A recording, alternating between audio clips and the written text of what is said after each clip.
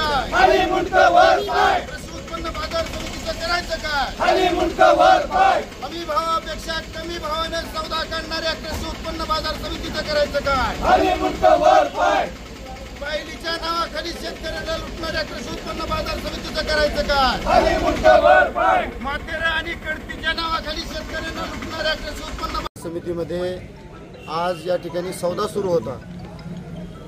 हमी भाव सोयाबीनचा 4,892 रुपये असताना सुद्धा या ठिकाणी 4,755 रुपयानं काल सौदा काढला। आज सुद्धा हमी भावापेक्षा कमी भावानं सौदा चालू आहे आणि याच्या अगोदर जवळपास 3-4 महिन्यापासून असा प्रकार चालू आहे। मुग आता नवीन मुग आलेत, उडीद आलेत।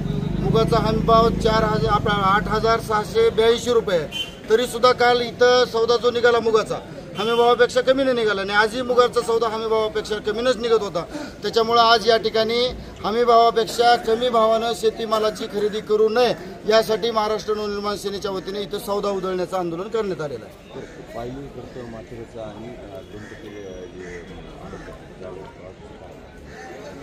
या ठिकाणी कृषी उत्पन्न बाजार समितीमध्ये जरी समजा सौद्यातला भाव निघाला, सौद्यातल्या भावानंतर लातूर कृषी उत्पन्न बाजार समितीमध्ये असा प्रघात आहे की पोटलीचा भाव, तो पोटलीचा भाव हा अनधिकृत आहे। 150 ते 200 रुपयानं कमीनं तो भाव काढला जातो आणि त्याच भावात सगळ्या शेतीमालाची खरेदी होते।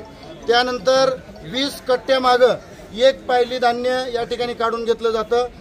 परत मातेरं जे आहे शेतकऱ्यांचं तेही काढून घेतलं जातं आणि काल ज्या शेतकऱ्यांनी उडीद आला होता इथं, उडीद चाळून स्वच्छ उडदा केलेला असताना सुद्धा त्याची 1 किलो कडती काढण्यात आलेली आहे। हा शेतकऱ्यांना लुटण्याचा प्रकार आहे आणि त्याच्यामुळं या सगळ्या गोष्टी बंद व्हाव्यात यासाठी महाराष्ट्र नवनिर्माण सेनेच्या वतीने हे आंदोलन करण्यात आले।